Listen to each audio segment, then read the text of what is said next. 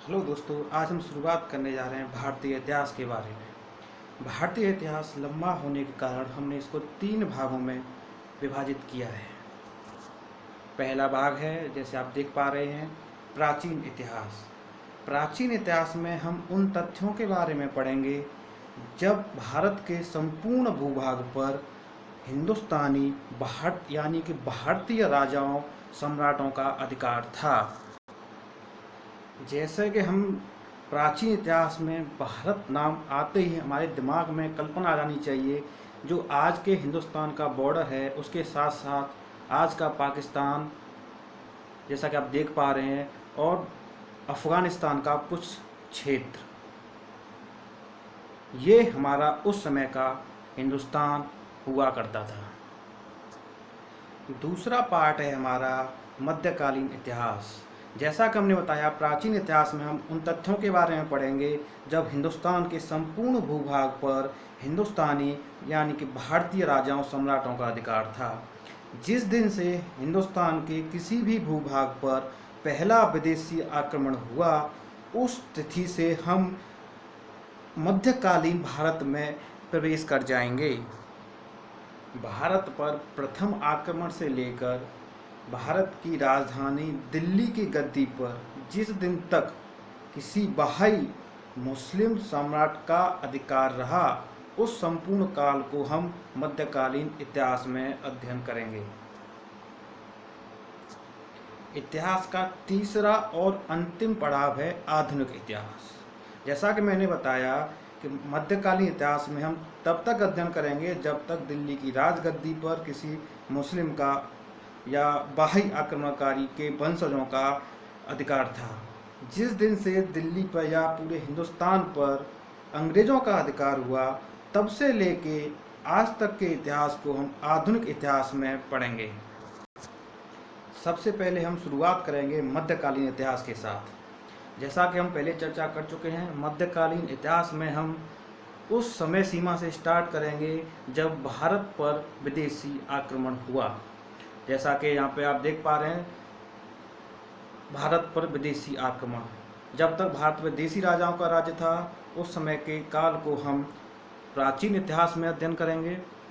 जब जब विदेशी आक्रमण होते हैं तो वो युग संघर्ष का युग होता है। इसीलिए हमने जब जो बाह्य आक्रमण हुए, उन सारे आक्रमणों को हमने संघर्ष का युग नामक टॉपिक दिया है। और इस संघर्ष के युग को हमने 2 भागों में विभाजित किया है।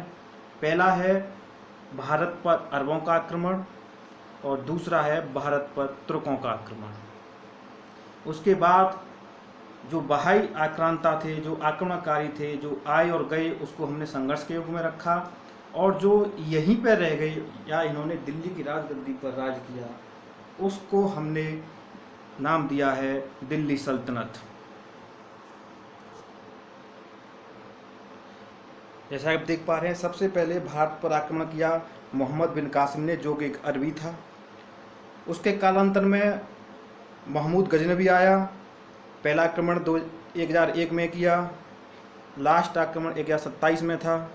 उसके बाद मोहम्मद गौरी आया और 1206 में हिंदुस्तान से चला गया और यहाँ पर दिल्ली पर अपना अधिकार करने के बाद अपना एक गुलाम कुतुबुद्दीन ऐबक छोड़ गया, इसलिए वंश का नाम गुलाम वंश पड़ा। तदुपरांत खिलजी वंश, तुगलक वंश, सैयद वंश, लोदी वंश, एक एक करके हम इनके बारे में अध्ययन करेंगे। जब ये सारे समाप्त हो जाएंगे, उसके बाद पूरी दिल्ली सल्तनत की प्रशासनिक स्थिति, आर्थिक स्थिति, सांस्कृतिक स्थिति क्या थी, सामाजिक स्थिति क्या थी, सबका हम क्रम से अध्ययन करेंगे। इसी बीच जब दिल्ली सल्तनत चल रहा था, साथ ही साथ हिंदुस्तान की धरती पर कुछ सूफी और भक्ति आंदोलन छिड़े हुए थे, उनका भी हम अध्ययन करेंगे। जैसे जैसे दिल्ली सल्तनत कमज़ोर होता गया, भारत के कुछ राज्य स्वतंत्र होते गए। उन कुछ स्वतंत्र हुए राज्यों का क्रम इस प्रकार है, और इसमें सबसे महत्वपूर्ण है बहमनी साम्राज्य और विजयनगर साम्राज्य।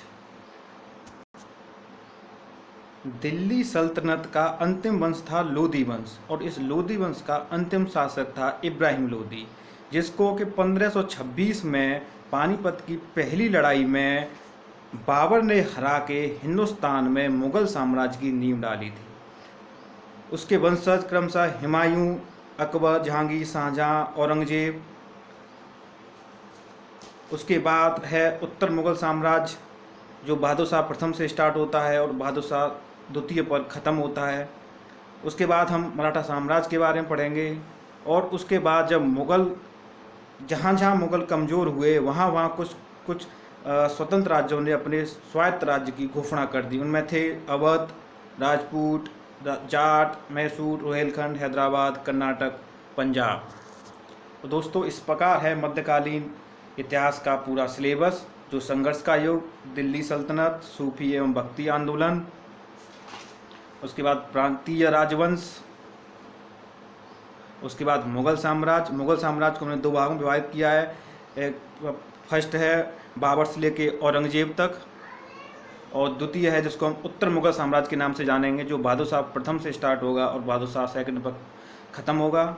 उसके बाद टॉपिक आता है मराठा साम्राज्य, और अंत में है उत्तर मुग़ल काल के स्वायत्त कुछ राज्य। तो इस प्रकार हमारा मध्यकालीन भारत का इतिहास ख़त्म होगा। उसके बाद हम अगले आधुनिक भारत पर स्टार्ट करेंगे।